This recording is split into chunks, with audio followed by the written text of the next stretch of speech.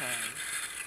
I probably would mess with this a little bit longer, but we're going to go on with what we need to be doing here. The physical therapist also said that you need to be standing on something that gives your, like a cushion, some sort of a cushioned surface to give your legs, your feet, your back some relief. And he suggested that we should take a break about every 15 or 20 minutes and just do a couple of little stretching exercises.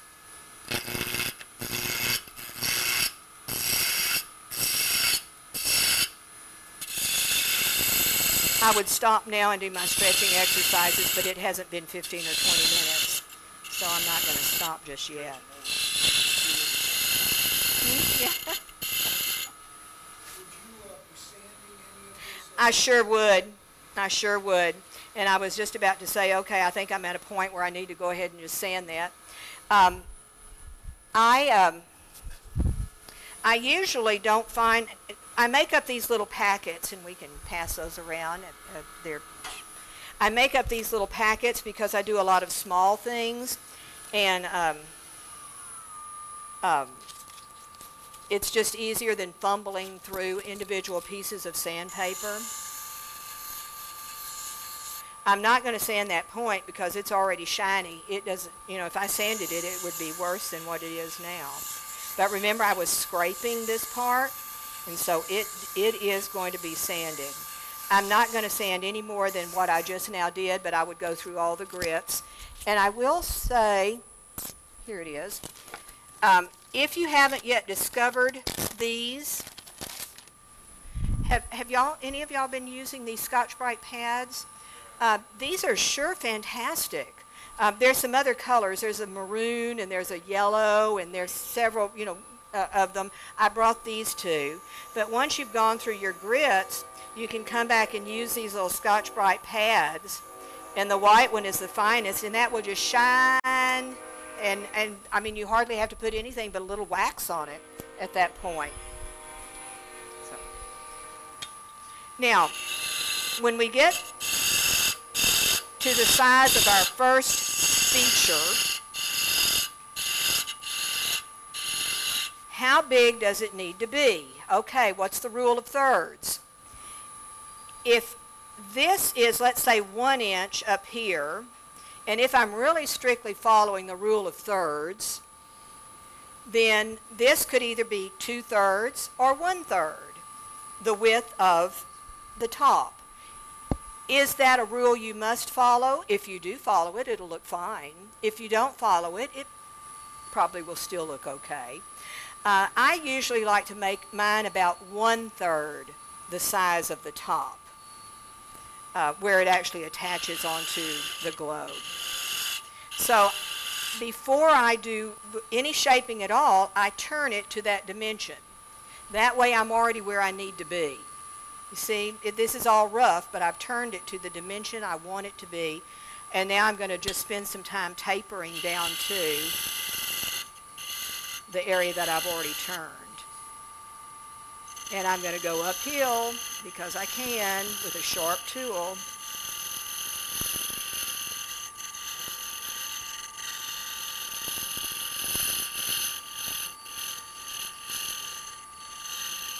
And I will tell you that tomorrow we're going to turn thinner than this. But we're just sort of trying to get to a, well,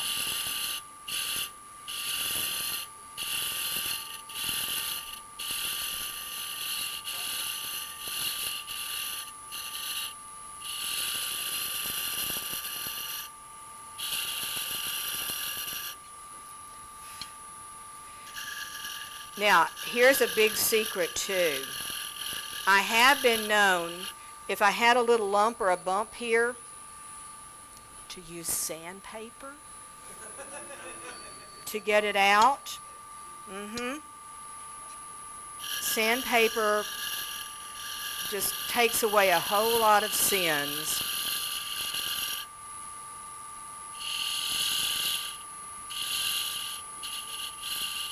All right, now I would come back. See, that's way thicker than I like it. But again, we're trying, yeah. we've got a time limit here.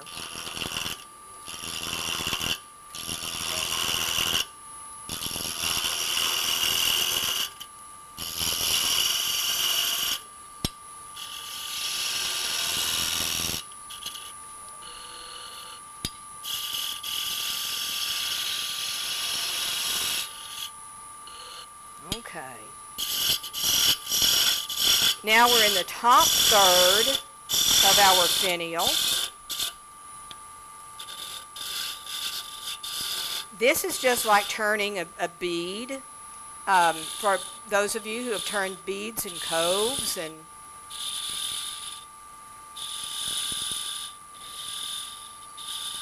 and most of you have already probably discovered that it's a whole lot easier if you're right-handed to turn the bead on the right-hand side and a whole lot harder to turn it on the left-hand side.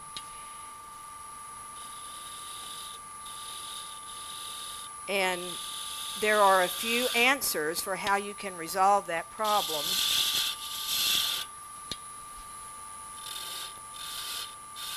And the first answer is what I'm doing.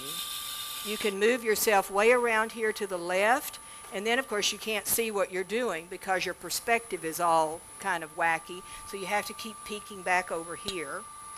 Or you can turn it left-handed. Right, and those of you who are already left-handed, you're already way out ahead of the rest of us. Or you can get a skew.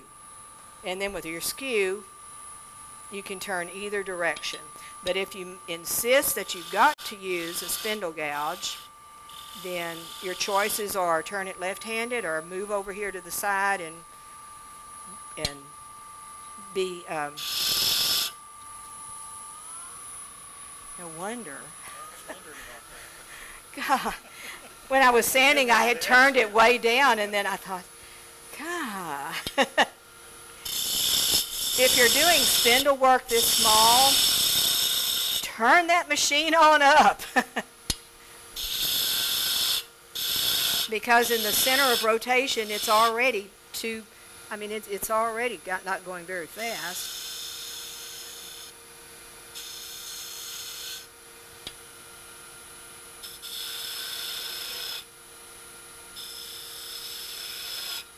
Now, when I talked about symmetry, if I were turning a cove in the normal sort of a way, I would want the thinnest part to be in the middle. But then you've created that symmetry that's often, if it's not exactly in the middle, then our eye just doesn't like it. So on purpose, don't put it in the center. I like to put the thinnest part a little bit further down. Just like the thinnest part is down here on this end of it.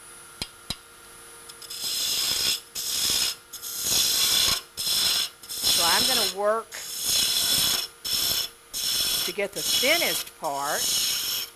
And how thin does it need to be? Well, you want it thin enough so that it just doesn't look clunky. Remember, you want your finials to look delicate.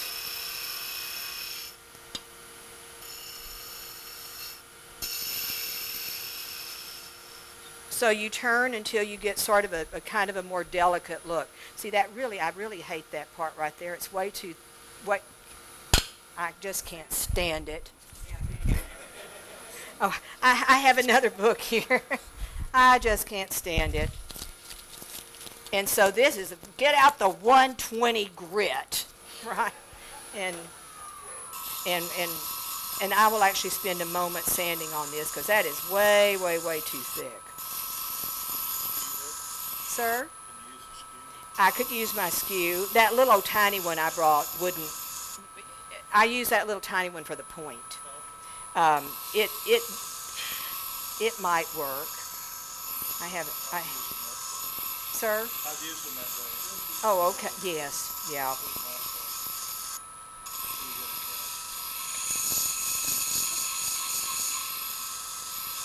Okay, well that took a little bit of it away, and so, okay, I'm not going to sand anymore. I'm not going to sand anymore. That's somewhat better.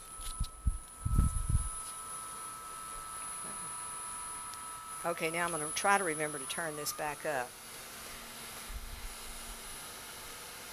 All right. I like to, because I could just use this as the bottom of it, and I think that would be fine. I have fallen into a habit of doing a little double dipper here. You know, I like a little bit of detail in the finial.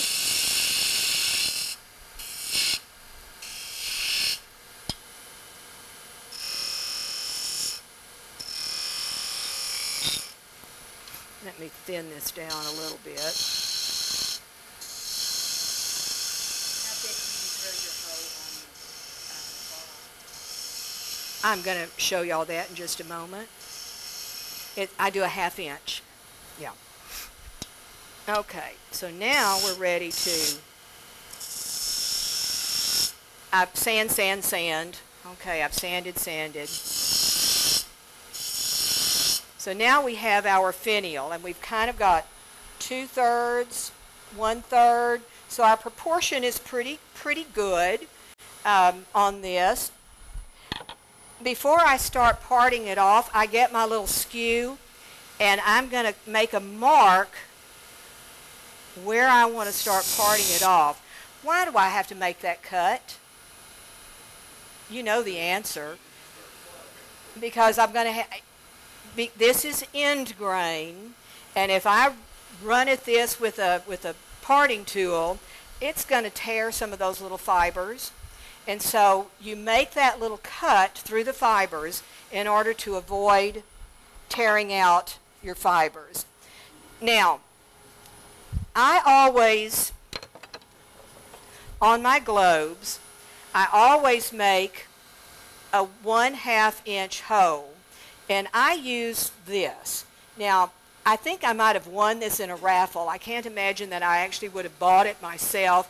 But if you haven't won one in a raffle and you're going to make a lot of ornaments, go ahead and buy this, because you put it right into the tailstock, and then you can run it right on through the whole ornament.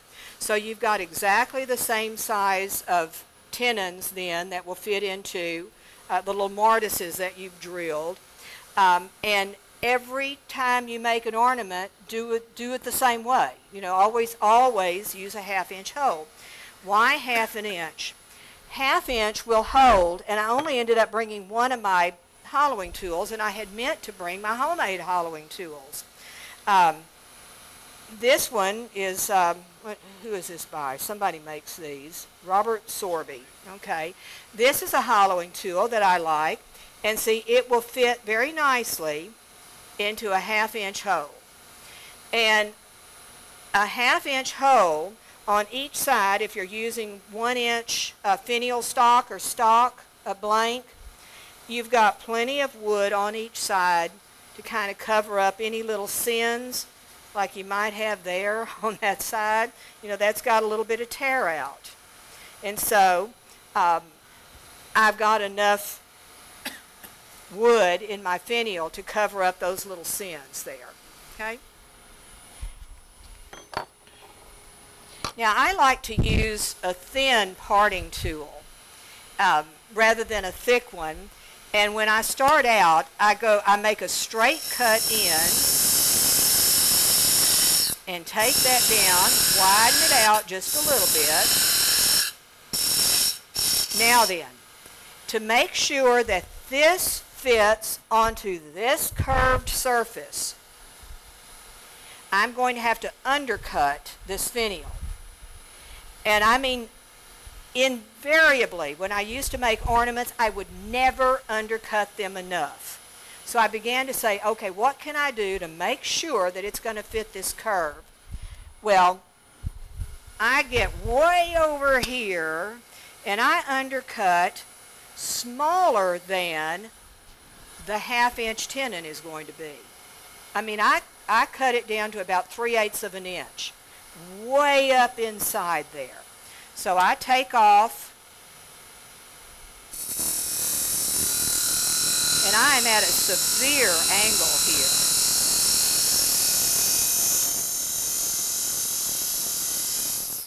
Now I'm going to come back and take that down even a little more, but do you see what I'm doing? I am really undercutting that. to make sure that I've got plenty of clearance.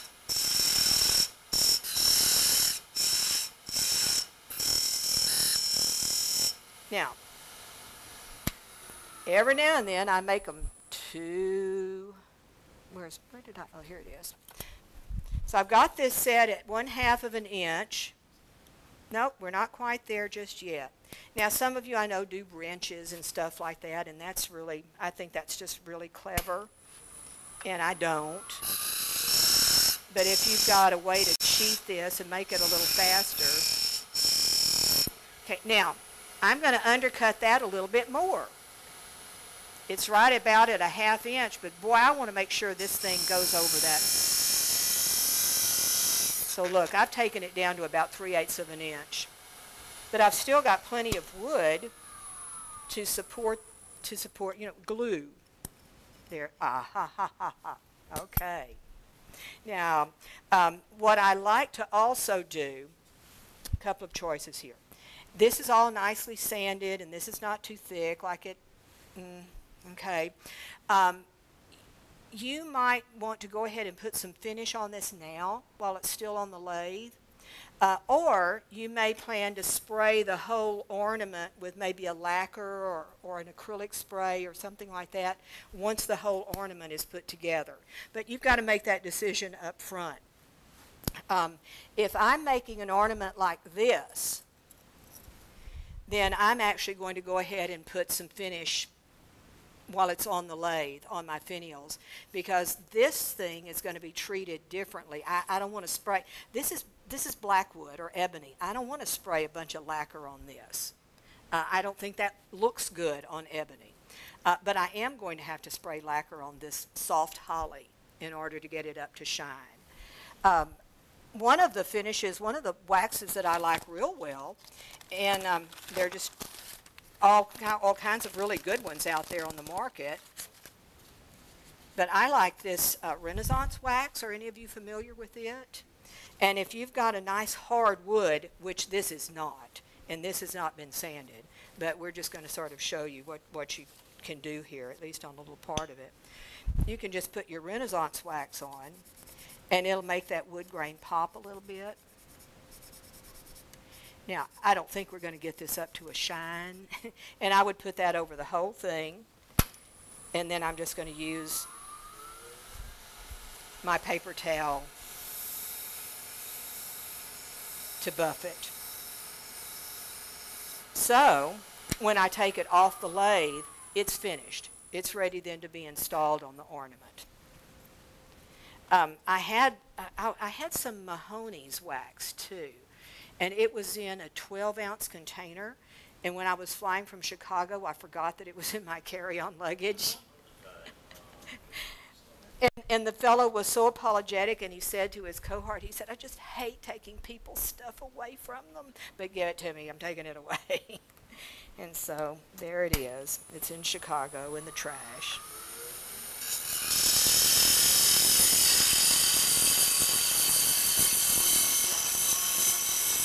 Now, I sure hope this fits.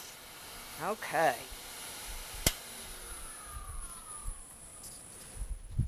Now, this is our bottom one, so let's see if it... Okay. So there's our bottom one.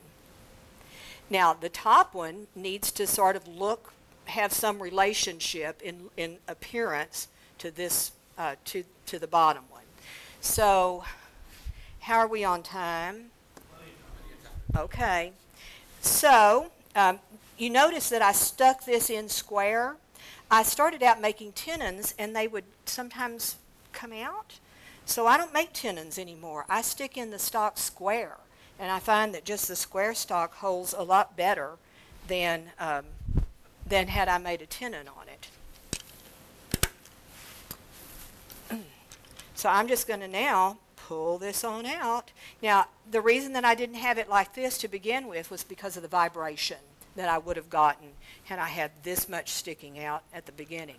But now that I've reduced the length of it... Can I ask a question? Yes, sir. The finial itself. Yes, sir. The part that you undercut, how big is that in relation? In other words, how big did you Yeah, go ahead. Oh. Oh, diameter-wise. Okay, now look. This is more than 1/3, but it's not 2/3, not quite 2/3. But it's big enough to cover and to give me some glue space too. And now, I don't know. You tell me. Yes. See, I chose 2 different ways to do it. See, this is much narrower. But I have a very, very elaborate decoration on my globe here, so I wanted it narrower. On this one, that doesn't bother me that it's a little bit wider. I don't know. Does that bother y'all that it's a little bit wider? Yeah. I actually kind of like them a little bit wider. I do. So, did I answer your question there? Okay. And y'all want to just pass that, or I don't know if you want the globe or not, but feel free to take that off and look to see what I was doing there. All right, so our one on top then, of course we're limited, we can't make it real big, but remember our globe was 2 inches, so if I make this 1 inch, then this is my 1/3, okay, 1/3 to 2/3. So that's what we're going to do. Let me get this out of the way. Now, I approach the top bass-ackwards. When I'm doing that bottom one, I make it pointy out here, and then I come up to the big part. When I do the top ones, I can do it that way, but I prefer to make this the big part and make the pointy up here. Why? Because I am constantly then taking my globe and fitting it. I can exactly fit it into the little top finial. And some of you don't have teeny tiny little drill bits and a Dremel drill press at your house. And I brought this for our class tomorrow. This is as old as the hill, and they still make them. I think this was probably back from before the war that I bought this. I'm not telling you. But I use my little Dremel drill press to drill the holes in the top after I finish making the top finial. And I put my little tiny bit in it, and that's just what I do. But some people say, no, I can't do that. I've got to have my little tiny bit, and I have to do it while it's on the lathe, and so you have to start with the pointy first. That's okay. I'm just saying I do it bass-ackwards because I can. And so there that is. Lowe's and